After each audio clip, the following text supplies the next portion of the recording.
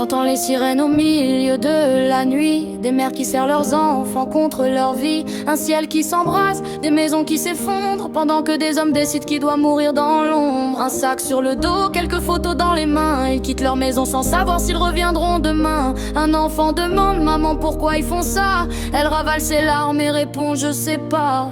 Ils parlent de frontières, de pouvoir, de victoire, mais qui compte les larmes quand disparaît l'espoir? Derrière leur discours, y a des vies déchirées, des familles entières qu'on ne pourra pas réparer.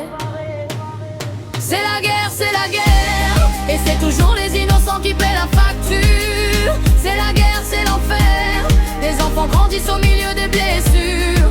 Vous appelez ça victoire, moi j'appelle ça des tombes, pendant que vos décisions font trembler le monde. C'est la guerre, mais dites-moi pourquoi ce sont toujours les mêmes qui meurent pour vos combats. J'ai vu des regards qui ne parlent plus, des enfants devenus grands avant même d'avoir vécu. Une peluche dans les bras au milieu des décombres, comme si tenir ce jouet pouvait empêcher les bombes. Ils ne connaissent pas vos cartes ni vos stratégies, ils veulent juste leur maison, leur famille, leur vie. Pas de drapeau dans leurs mains, pas d'armes à leur côté, juste le droit de dormir sans avoir peur de crever. Et si les prisons descendaient dans les rues, s'ils regardaient dans les yeux ceux qu'ils ont perdus, peut-être qu'ils comprendraient enfin cette vérité: aucune guerre ne mérite une seule larme versée.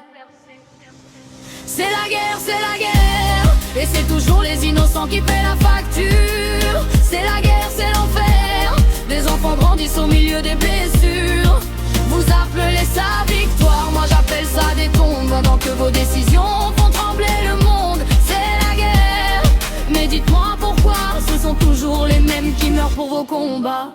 Un jour peut-être les armes se tairont, un jour peut-être les enfants n'auront plus peur. Et ce jour-là, on comprendra enfin que la vraie victoire, c'était de ne pas faire la guerre.